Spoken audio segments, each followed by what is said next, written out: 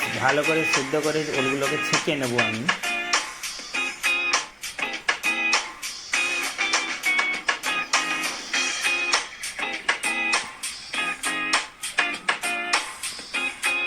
এবার আমি ওলগুলোকে ছেঁকে নিচ্ছি।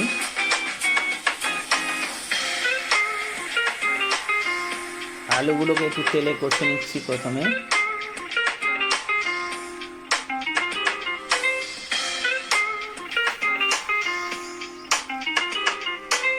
এবার কড়াইতে তেল দিয়ে দিলাম, আমি সর্ষের তেল ইউজ করছি।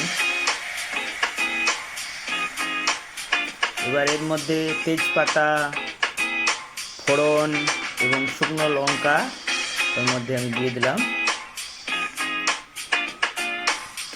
এটা যেহেতু পেঁয়াজ রসুন ছাড়াই হবে, এই জন্য এবার আমি ওর মধ্যে আদা বাটা দিয়ে বানাবো। এটা সম্পূর্ণ নিরামিষ রান্না, যারা পিওরলি ভেজিটেরিয়ান তারা এই রেসিপিটা বানিয়ে দেখবেন।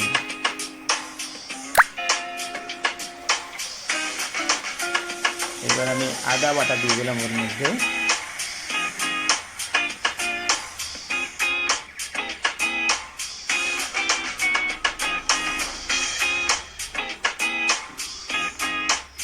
এবার লঙ্কার গুঁড়ো,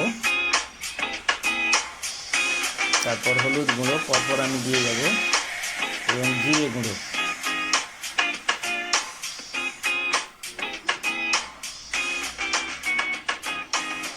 তিন চামচ করে সব দিচ্ছি আমি, 3 টেবিল স্পুন।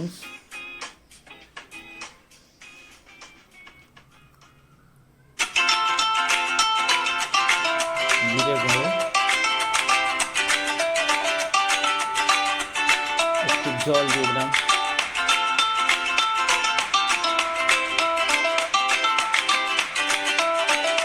এবার মশলাটাকে একটু ভালো করে কষিয়ে নিচ্ছি।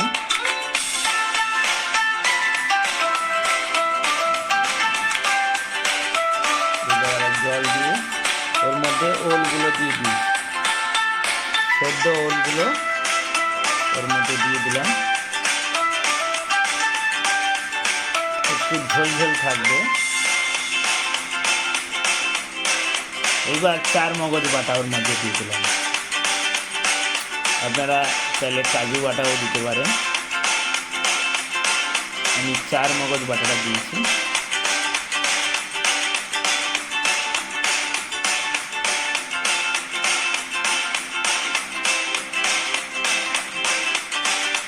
হিং দিয়ে দিলাম।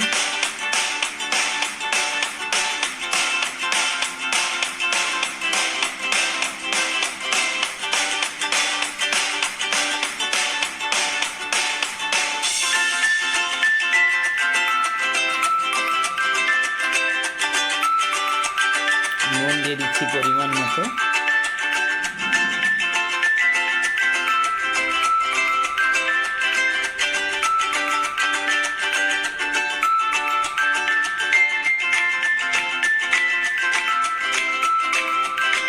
এবার ঘি এবং গরম মশলা ওর মধ্যে দিয়ে দিই। আশা করি